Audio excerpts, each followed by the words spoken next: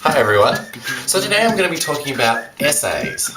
Now the problem is that I don't have enough qualifications, think letters after my name, to talk about essays. So I've asked somebody who does.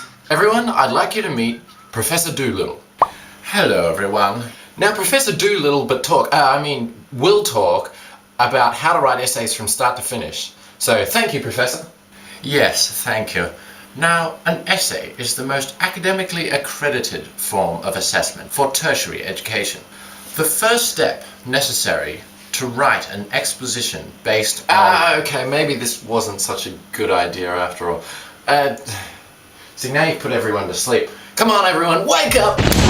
Okay, during that explosive transition, I managed to take a peek at Professor's notes. So I'll attempt to present them to you in a way that makes perfect sense to the average human brain. Step 1. Choose a topic. Now, 9 times out of 10, this is actually going to happen for you, because, hey, let's face it, who's going to write an essay off their own bat? So generally, choosing a topic is going to be something to do with answering the question that's written in the essay question, right? So our essay question of the day is, why do cats get fat? So the first step is really simple. All you have to do is dissect that question and then think about what it means. Why do cats get fat? Now, generally speaking, there will also be a keyword that will tell you how it is you're supposed to answer that particular question. So for instance, if it says explain why cats get fat, then you know that you would have to explain, right? Now the problem is that life gets very, very complicated, as most things academically do. Consequently, we don't just have one keyword which is explain.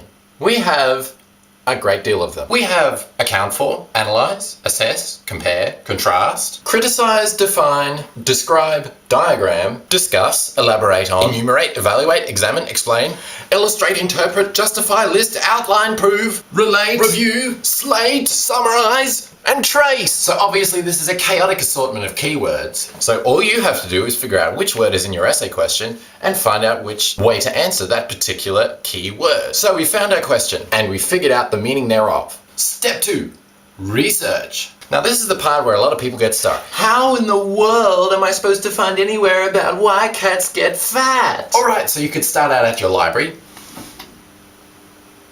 on the internet, personal experience,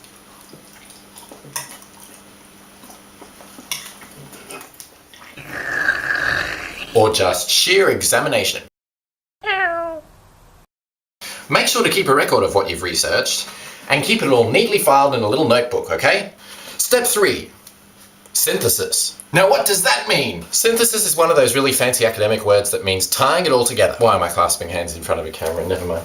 This basically means to gather all your notes, all your photos, all your essays, and all your kitties all together, and then you start to step 4, write.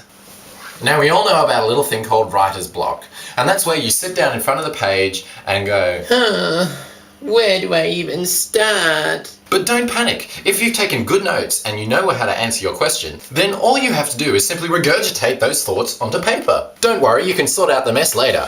The other important thing to remember when it comes to writing is to make sure that you reference your ideas. So for instance, if your idea came from a book on why cats get fat, or the socio-economic division of the cat species, then you would need to reference where that book is from, who made it, who wrote it, etc, etc, etc. If on the other hand your thought came from your own brain, then you will need to reference which part of the brain it came from. So for instance, if it came from the left-hand back end of your brain, you will need to say that it's on the 143rd neuron. No, I'm just kidding.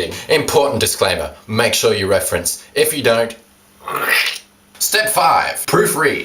Proofread means to basically look over your writing and make sure there's no mistakes. To make sure there's no mistakes in things like composition, spelling, grammar, or whether you've simply just missed your topic altogether, now is the time to make changes and to make sure that it's a polished piece of writing. A polished piece of writing, what in the world does that mean? A solid exposition on the flow of consciousness. Sorry, not following you. A good essay! Man, are you guys in tertiary studies or what? Step 6. Get it in on time. This is where most students fall apart. They try so hard to get their essays just perfect and they end up missing the boat altogether. Now, unless you think that your essay is going to improve by at least 10%, then fine, go ahead. But generally speaking, you'll get it right the first time round, and after that you're going to lose focus and try to change things that don't need changing, and you'll end up mucking the whole thing up, and not only that, it'll be late, and that'll be 10% off your marks. The most important thing to remember is that you answer the question logically. For example, if the question is, why do cats get fat? You could respond with a thesis statement. That means the answer to your essay question in one sentence. Cats get fat because they sat on the mat. Then all you would have to do is back up that statement with a whole bunch of facts that you've gathered elsewhere. So those are the most important tips when it comes to writing essays. Keep practicing, and pretty soon you'll have Times Magazine knocking on your door, begging for your English composition skills. Why am I clasping hands in front of a camera? Never mind. Blano out! Ow.